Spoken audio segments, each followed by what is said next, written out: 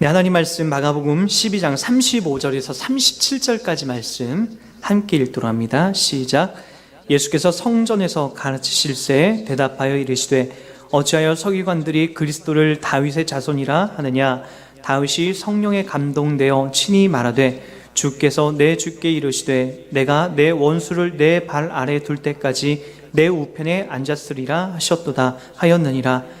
다윗이 그리스도를 주라 하셨은즉 어찌 그의 자손이 되겠느냐 하시니 많은 사람들이 즐겁게 듣더라. 아멘. 오늘 본문을 좀 잘 이해하시려면 여기 나오는 예수께서 성전에서 가르치실 때에 대답하여 이르시되 어찌하여 서기관들은 누구 했죠? 하나님의 말씀, 성경을 해석하고 필사했던 그들인데 그 성경을 연구하고 가리키는 그런 일들을 그들은 했습니다. 랍비, 선생으로도 그렇게 불렀죠. 거기서 서기관들이 그리스도를 다윗의 자손이라고 이렇게 가리켰다라고 하는 거예요. 다윗의 자손 그리스도. 여기서 말하는 그리스도는 구약 성경에서 말하는 메시아를 말하는 거예요. 메시아. 그리고 여기에서 말하는 그리스도라고 하는 것은 예수님 스스로를 본인이 그리스도, 나는 메시아다라고 그렇게 얘기하셨지만 서기관들과 바리새인들은 예수님을 그리스도, 이런 메시아로 인정하지 않았다는 거예요. 그걸 염두에 두고 이 그리스도가 여기서 이제 서기관들과 바리새인들이 얘기하는 그 예수가 아니다라는 건 우리가 좀 상식적으로 알고 갔으면 좋겠고요. 그러나 예수님께서 말씀하셨듯이 내가 그리스도고 내가 메시아다, 구약에 약속되어 있는 그 메시아다라는 것은 우리가 이 본문을 통해서 예수님이 그렇게 해오셨다는 것을 우리가 확인할 수가 있습니다. 그래서 예수님께서 이제 이 서기관들이 가르쳤던 그 본문을 다시 이제 예수님께서 가르쳐 주는 거예요. 36절에 보니까 뭐라고 하냐면은 다윗이 성령에 감동되어 친히 말하되, 성령에 감동되었다는 거예요. 구약 성경 속에 등장하는 이 다윗이 성령에 감동하여 주께서 내 주께 이르시되 내가 내 원수를 내 발 아래 둘 때까지 내 우편에 앉았으라 하셨다 하였느니라. 이게 시편 110편 1절에 나와 있는 성령의 감동이 돼서 다윗이 고백했던 그 내용이거든요. 우리 한번 그 본문을 보면은 주께서 내 주께 이르시되 라고 하면서 여기서 주님 뭐라고 가르치시냐면 37절에 보니까 다윗이 그리스도를 주라 하셨다라고 하고 나와 있어요. 다윗이 그리스도를 주라 하셨는데 이게 무슨 얘기냐면 다윗은 옛날 사람이잖아요. 이 시대상으로 봤을 때 이 당시보다도 약 1000년 정도 앞서 있는, 1000년 전에 이 당시 기준으로 약 1000년 정도 앞서 있는 그런 사람이 대략 이 다윗 아닙니까? 근데 뭐라고 가리키는 거냐면은 다윗이 그리스도를 주라 하셨으면 어찌 그의 자손이 되겠느냐, 그의 후손이 되겠느냐라고 얘기하는 거예요. 그러니까 무슨 얘기입니까? 이미 다윗 후대에 한참 후대에 태어날 사람을 놓고 어떻게 그를 주라 또는 그리스도라 메시아라 그렇게 할 수 있겠냐는 거예요. 통상적으로 자기 아들이나 자기 손자보다 이렇게 높임을 받는다라는 것은 없잖아요. 그죠? 대부분 우리가 난 자식보다도 또는 손자 손녀보다도 우리는 어떻게 여기고 있죠? 다 그들을 뭐라고 여기고 있죠? 우리보다 아랫사람을 여기잖아요. 근데 1000년 뒤에 오실 이 메시아를 두고 다윗은 어떻게 했다고요? 성령이 충만해서 주다, 그리스도다 라고 하셨은지 어찌 다윗의 자손이 되겠느냐, 다윗의 자손과는 별개이다 라고 하는 것을 그 이야기를 지금 하려고 하는 겁니다. 다윗이 성령이 충만해서 이 본문을 얘기했다라고 얘기하는 거예요. 자, 그렇다면 우리가 한번 이 다윗의 전 일생을 한번 좀 살펴볼 필요가 있습니다. 다윗은 뭐 태어난 그 이야기들을 이렇게 구체적으로 얘기하진 않아요. 단 다윗이 왕이 되기까지 그에게 있어서는 상당한 우여곡절도 있었고 정말 드라마틱한 그런 일들이 다윗에게 있었다는 거 우리는 알고 있을 거예요. 사무엘상 16장에 잘 나와 있듯이 여호와께서 어떻게 하냐면은 이새의 그 7 아들을 택하지 않으시고 어떻게 했냐면은 그냥 지나갔다라고 얘기가 나와요. 사무엘이 사울 왕을 폐위된다라고 하는 하나님 말씀을 듣고 나서 하나님이 사무엘을 어디로 보내냐면 이새의 가정으로 가라. 그곳에 가서 내가 왕으로 삼을 자식이 있다. 이새는 그 가정에 가서 외모도 준수하고 키도 큰 것을 보려고 첫째 산마부터 쭉 훑어 내려와요. 근데 하나님께서 그 마음을 주지 않으세요. 아니다. 7째까지 다 아니다라고 얘기해요. 그리고 나서 이제 이세에게 물어보는 거죠. 혹시 다른 자녀가 있느냐? 한 명이 있는데 걔는 너무나 아직 어리고 왕 같지도 않고 그런 쓰임 받을 만한 존재가 못 된다 라고 하면서 지금 양을 몰고 있다 라고 하면서 전혀 이 왕으로서의 품위와 그리고 어떤 처신을 할 수 없는 그런 존재라고 이제 등장시킵니다. 사무엘이 그를 데려와라 했을 때에 하나님께서 사무엘에게 줬던 마음이 있던 거죠. 바로 저자다.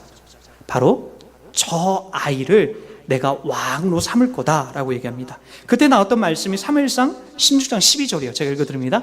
이에 사람을 보내어 그를 데려오매 그의 빛이 붉고 눈이 빼어나고 얼굴이 아름답더라. 여호와께서 이르시되 이가 그니 일어나 기름을 부으라 하시는지라. 하나님의 주도권 아래에서 다윗이 왕이 됐다라는 거예요. 외모나 갖고 있는 어떤 본인의 어떤 기준이 아니라 그의 성품이 아니라 하나님께서 점 찍어놓고 인정해준 사람, 하나님이 그냥 뽑아놓은 사람을 왕으로 세워놨다라는 거예요. 이것만 보더라도 사람의 뜻과 계획에 하나님이 얼마나 사람의 뜻과 계획에 반응하는 것이 아니라 그분의 어떻게 보면 이런 표현이 있어서 좀 죄송한데 고집, 하나님의 아주 끈질긴 그 고집과 하나님의 그 열심이 바로 이 구속사를 만들어가는지를 한번 보시자는 거죠. 자, 그리고 나서 여호와의 신에 이게 감동이 된 다윗이 이제 등장을 합니다. 그제서야 여호와의 신의 성령에 감동이 됩니다. 사무엘상 16장 13절입니다. 제가 읽어드립니다. 사무엘이 기름 뿔병을 가져다가 그의 형제 중에서 그에게 다윗에게 부었더니 그날 이후로 다윗이 여호와의 영에게 크게 감동되니라. 사무엘이 떠나 라마로 가니라. 그 다음부터가 이제 중요해요. 그 다음부터가 뭐가 나오냐면은 그 다음부터 다윗이 하나님으로부터 기름 부음 받고 나서 성령으로 충만하게 받고 나서 그 다음에 어떤 일이 벌어지게 되냐면 골리앗을 하나님이 맞닥뜨리게 합니다. 그리고 나서 감히 하나님을 네가 욕하고 저주하냐 라고 하면서 물맷돌을 갖다가 다윗이 골리앗을 때려 눕히고 그의 목을 잘라서 결국에는 승리케 하는 거죠. 누가 하는 겁니까? 기름 부음 받은 하나님으로부터 성령으로 충만하게 받은 바로 여호와의 영에 감동된 이 다윗에 의해서 그것이 만들어진다는 거예요. 그러니까 여호와의 영, 하나님이 그에게 개입하지 않았으면 절대로 그런 일은 일어날 수가 없다는 거예요. 자, 그렇게 다윗이 흘러가요. 그렇게 다윗이 흘러가다가 골리앗과의 싸움도 이기고 결국 하나님이 그를 높여 왕이 됩니다. 왕이 돼요.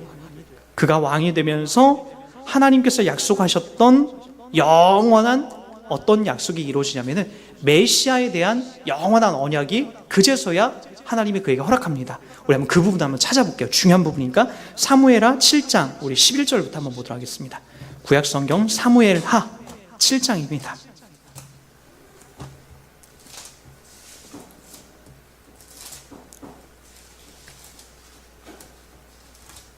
사무엘하 7장 11절부터 한번 보세요. 자, 제가 읽어드립니다. 전에 내가 사사에게 명령하여 내 백성 이스라엘을 다스리던 때와 같이 아니하게 하고 너를 모든 원수에서 벗어나 편히 쉬게 하리라. 여호와가 또 내게 이르되 여호와가 너를 위하여 집을 짓고 내 수완이 차서 내 조상들과 함께 누울 때에 내가 내 몸에서 내 씨를 내 뒤에 세워 그의 나라를 견고하게 하리라. 그는 내 이름을 위하여 집을 건축할 것이요 나는 그의 나라 왕위를 영원히 견고하게 하리라. 나는 그에게 아버지가 되고 그는 내게 아들이 되리니 그가 만일 죄를 범하면 내가 사람의 매와 인생의 채찍으로 징계하려니와 내가 내 앞에서 물러나게 한 사울에게서 내 은총을 빼앗은 것처럼 그에게서 빼앗지는 아니하리라. 내 집과 내 나라가 내 앞에서 영원히 보존되고 내 왕위가 영원히 견고하리라 하셨다 하라. 나단이 이 모든 말씀들과 이 모든 계시대로 다윗에게 말하니라. 다윗이 이 부분이 어때 왕이 되고 나서 성전을 짓겠다라고 하는 부분이에요. 하나님의 집, 내가 구하는 집은 이렇게 크고 멋있는데 하나님이 있을 집이 없다, 구할 집이 없다라고 해서 성전을 짓겠다라고 얘기합니다. 그때 하나님이 나타나셔서 나단 선지자에게 알려주는 거예요. 야, 다윗아, 네가 날 위해서 집을 짓겠다고? 야, 그게 아니야. 네가 날 위해서 뭘 짓겠다라고. 그래서 우리가 아까 읽었던 7장 11절 말씀이 나오는 거예요. 전에 내가 사사에게 명령하여 내 백성 이스라엘 다스리는 때와 같지 아니하고 너를 위하여 모든 원수에게 벗어나 편히 쉬게 하리라. 여호와가 또 내게 이르되 여호와가 너를 위하여 집을 짓고, 너를 위하여 집을 짓는다는 거예요. 그러니까 하나님께서 다윗을 위해서 집을 지어준 게 뭐예요? 결국에 뭡니까? 바로 영원한 집, 바로 예수 그리스도, 이 메시아를 통해서 만들어질 바로 그 집을 이야기하고 있는 거죠. 그리고 나서 이제 이런 약속도 합니다. 내 수완이 차서 내 조상들과 함께 누울 때에 내가 내 몸에서 내 씨를 내 뒤에 세워 그의 나라를 견고하게 하리라. 그의 씨가 누구죠? 바로 솔로몬이었어요. 나 여기서는 단순히 솔로몬만을 이야기하는 게 아니라 그의 씨를 통해서 영원히 퍼져나갈, 바로 여기 견고하게 한다라고 하는 것이 결국에는 이 씨를 통해서 아브라함과 다윗과 연결되는 바로 메시아 되신 예수 그리스도가 이 땅에 오심을, 그 견고하게 됨을 말하고 있는 거죠. 그리고 나서 이제 이런 말씀도 합니다. 16절에 보니까 내 집과 내 나라가 내 앞에서 영원히 보존되고 내 왕위가 영원히 견고하리라 하셨다라. 바로 이런 약속들이 바로 다윗에게 주어집니다. 영원한 나라, 영원히 보존되리라. 다윗은 불과 왕이 30살에 왕위에 오르고 40년 동안 그가 왕 노릇하다 70살이 죽어버려요. 영원한 게 아니죠. 그러나 이제 이 왕위가 누구에게 영원히 전이가 되는 겁니까? 바로 메시아 대신 이 땅에 왕으로 오신, 그래서 그가 태어날 때 별들까지 왕이 태어날 징조를 나타내는 영원한 별일로 이제 등장했던 이 메시아 대신 예수 그리스도가 등장함으로써 영원해질 것을 약속하고 있는 것을 볼 수가 있는 거죠. 그러나 문제는 이 문제가 아닙니다. 이제 예수 그리스도 거는 우리가 조금 더 이따가 살펴보겠고, 다윗을 좀 더 살펴보면 그의 인생 속에서 그렇게 하나님으로부터 큰 은혜와 복을 받았던 이 다윗이 얼마 못 가서 사무엘상 7장에 가서는 하나님에게 내가 뭐든지 하겠습니다, 하나님의 집을 짓겠습니다라고 했던 사람이 11장에 와서 그가 승승장구하고 영원히 설 줄 알았던 그가 결국에는 밧세바를 바라보면서 바로 거기서 와르르 무장 해제가 되고 무너지고 맙니다.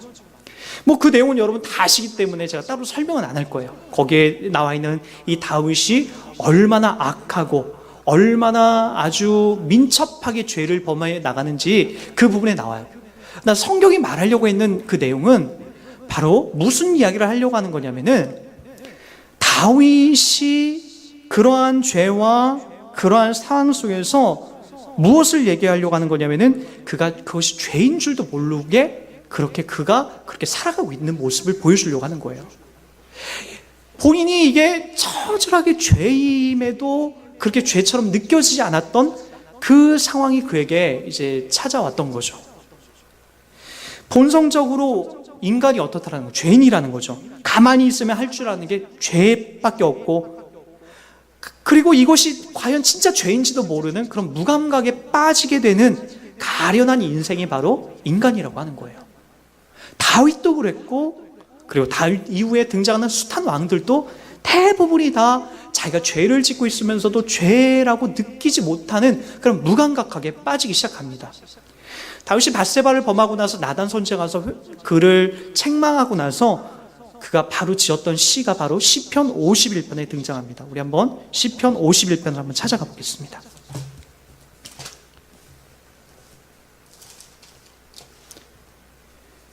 다윗은 밧세바를 범하고 나서 다윗이 그가 죄처럼 느끼지 않을 때 나단 선지자가 와서 하나님의 복음, 하나님의 메시지를 그에게 깨닫게 하고 책망을 깨닫게 하고 나서 다윗이 이런 시를 담아냅니다. 어떻게 흘러간지 보십시오. 하나님이여 주의 인자를 따라 내게 은혜를 베푸소서. 주의 많은 긍휼을 따라 내 죄악을 지워주소서. 나의 죄악을 맑게 씻으시며 나의 죄를 깨끗이 제하소서. 무릇 나는 내 죄가를 아오니 내 죄가 항상 내 앞에 있나이다. 내가 주께만 범죄하여 주의 목전에서 악을 행하였사오니 주께서 심판하실 때에 의로우시다 하고 주께서 심판하실 때에 순전하시다 하리라.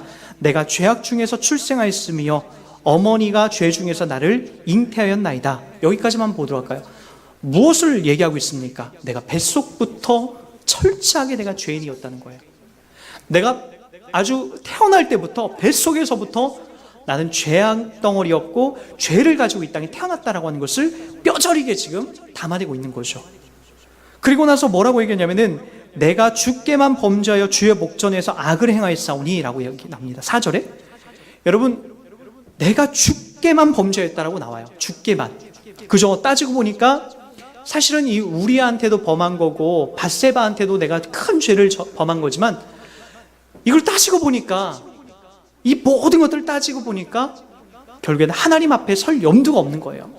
그러니까 주님 앞에 서게 되면 나는 항상 죄인이고, 사람 거니까 내가 어떻게 가서 용서를 구하고 내가 어떻게 잘못을 구하고 내가 용서를 받을 수 있게 되겠지만, 하나님 앞에서 내가 설 때마다 이렇게 너무나 뼛속부터 내가 죄인이라는 것을 그제서야 깨닫고 담아내는 모습을 볼 수 있게 되는 거죠. 자, 그리고 나서 이렇게까지 더 깊이 들어갑니다. 16절을 가보도록 할까요? 16절. 주께서는 제사를 기뻐하지 아니하시나니 그렇지 아니하면 내가 드렸을 것이라. 주는 번제를 기뻐하지 아니하시리이다. 하나님께서 구하시는 제사는 상한 심령이라. 하나님이여 상하고 통회하는 마음을 주께서 멸시하지 아니하시나이다. 여기 이걸 네 글자로 줄이면은 자기 부인이에요. 자기 부인. 아, 나한테는 근거가 없구나. 아, 내가 뭘 선한 것을 만들어낼 수 있는 존재가 아니구나. 그리고 주께서는 인간의 그런 제사조차도 하나님이 기뻐하지 않으시는구나. 그 제사도 내 죄를 깨닫게 하기 위한, 내 죄를 용서하기 위한 방편인 거지, 그걸 통해서 하나님 기뻐하시는 것이 아니구나. 아, 하나님이 기뻐하시는 것은 내가 어떤 존재인지, 내가 어떤 실체인지, 내가 무엇을 갖고 있는지, 내가 뼛속부터 어떤 본능을 갖고 살아가는지를 하나님은 알기를 원하시는구나. 그게 뭐라고요? 아, 내가 상한 심령, 내가 뼛속부터 죄인이구나 라고 하는 것을 하나님이 더 기뻐하시고 원하신다는 거죠. 그게 바로 오늘 다윗이 깨달았던 것이고, 다윗을 통해서 바로 이것을 성경을 통해서 우리들 가운데 이야기해 주고 있는 거죠. 자, 이렇게 불완전한 인간 끝자락에 이 피를 통해서 예수가 온다라는 것은 말이 안 되는 겁니다.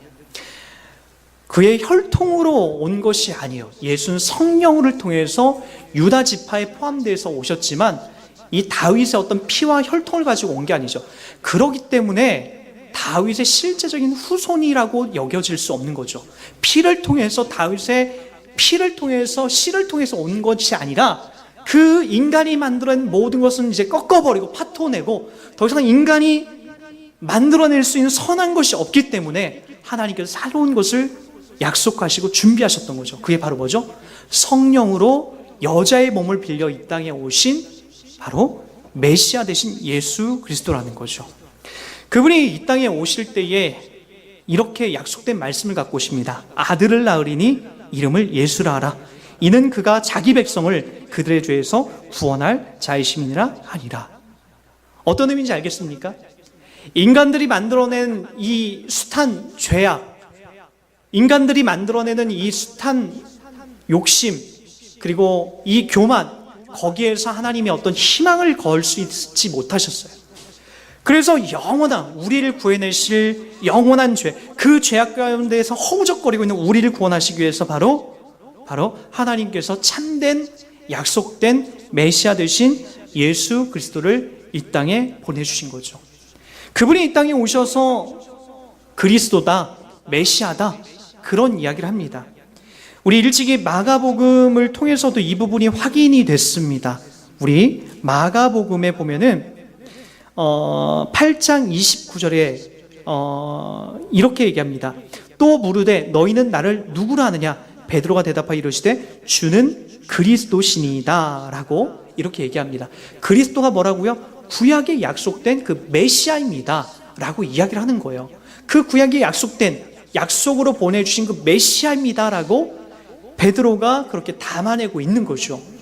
바로 그 구약에서 약속된 그 메시아가 이 땅에 오셨는데, 자, 그런데 문제는 그거라는 거예요. 오늘 본문에 보니까 서기관들은 왜 그들을, 이 메시아를 왜 인정하지 않았죠?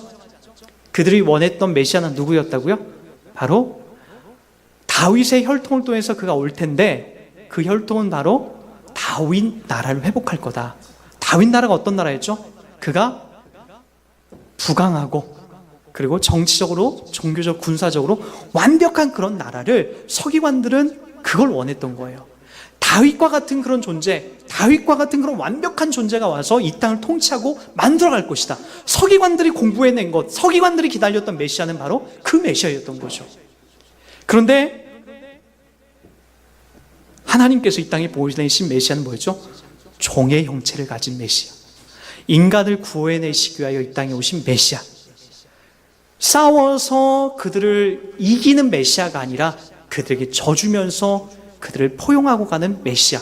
서기관들이 공부해서 알아냈던 메시아는 전혀 다른 그런 메시아가 이 땅에 등장했던 거죠.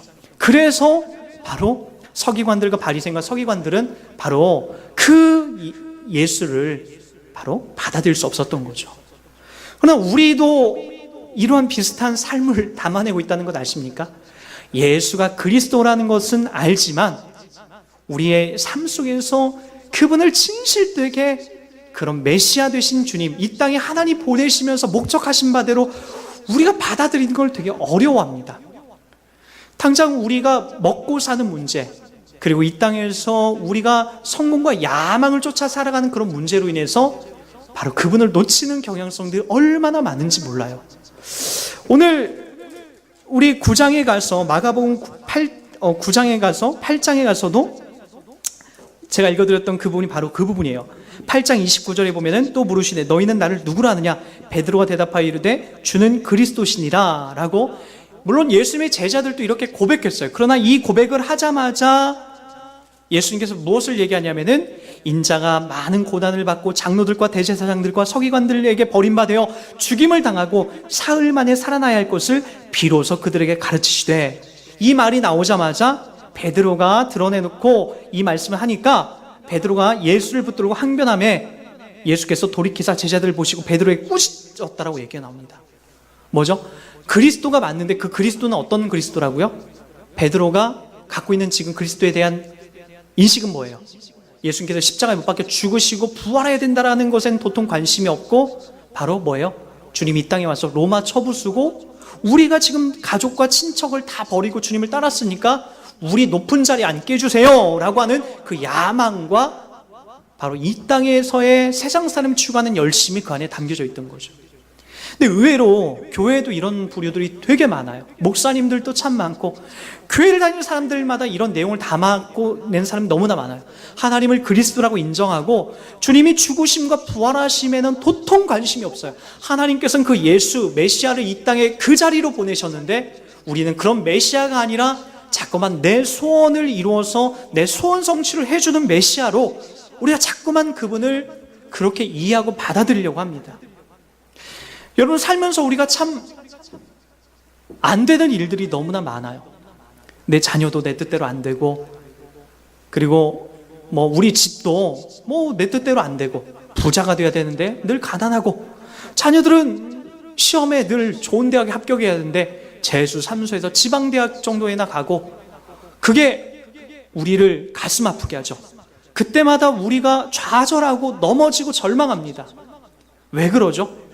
주님의 십자가와 주님의 부활하심과 메시아 되신 그리스도 되신 예수 그리스도가 이 땅에 오신 것에 대해는 우리가 도통 깊은 인식과 관심을 갖지 않고 오늘 베드로처럼 주님 죽으면 안 됩니다. 내 소원이 이루어져야죠. 내 소원 성취가 이루어져야죠. 그래서 내가 주님 따르고 했지 않습니까? 다른 사람은 몰라도 하나님 그러시면 안 됩니다. 나는 정말로 주님을 깊이 따르지 않습니다. 남들보다 더 많이 기도하고 남들보다 더 많이 전도하고 남들보다 더 많이 헌금하던 것이 나 아닙니까? 다른 사람은 안 되더라도 나를 외면하면 안 되죠. 그게 우리가 늘 빠지는 자리예요. 이 베드로가 빠졌던 자리가 그 자리인 것처럼 우리가 빠지는 자리가 그 자리라고요. 주님께서 이 땅에 메시아로 오셔서 많은 사람들이 헷갈렸던 이유가 뭐라고요? 십자가로 갔기 때문이에요. 십자가, 죽으심과 부활하심으로 갔기 때문에. 우리는 그 자리를 바라봐야죠. 주님의 죽으심과 부활하심, 거기에만 우리의 소망을 둬야 되는 거죠. 우리의 진심을 둬야 되는 거죠. 우리의 마음을 거기에다만 집중하고 쏟아야 되는 거죠. 신앙생활하는 모든 힘과 그리고 원인과 인내와 모든 열심이 바로 그 근거 위에서 흘러나와야 되는 거죠. 그럼 여러분, 좌절하시면 안 됩니다. 조금 우리의 기도응답이 더딘다, 더뎌진다고 해서, 아니 응답이 안 된다고 해서, 또는 나에게 어떤 큰 질병이 왔다고 해서 좌절로 가시지 마십시오. 절망으로 가지 마십시오. 이 십자가와 이 부활로 가셔서 주님이 참된 메시아구나, 그분이 진짜 그리스도가 맞구나 라고 하는 그 자리로 우리가 흘러 들어가야 됩니다. 우리도 형통과 부귀가 아니라 다윗 왕국의 그런 눈으로 보여지는 영원한 큰 영광과 부귀와 그리고 큰 축복이 아니라 바로 다윗의 근거를 두지 않고 오직 예수 그리스도의 그리고 메시아 되신 하나님이 보내신 그분에게 우리의 근거를 둬서 이 땅에서 부귀와 영화와 성공과 그리고 이 땅에서의 어떤 축복으로 우리가 점철되는 세상이 아니라 우리 주님께서 약속하신 바로 십자가와 부활에 대한 이 소망을 우리가 두고 힘있고 그리고 감사하면서 좌절하지 않고 이 땅을 살아가는 우리 모두가 되길 주님 부탁드리겠습니다.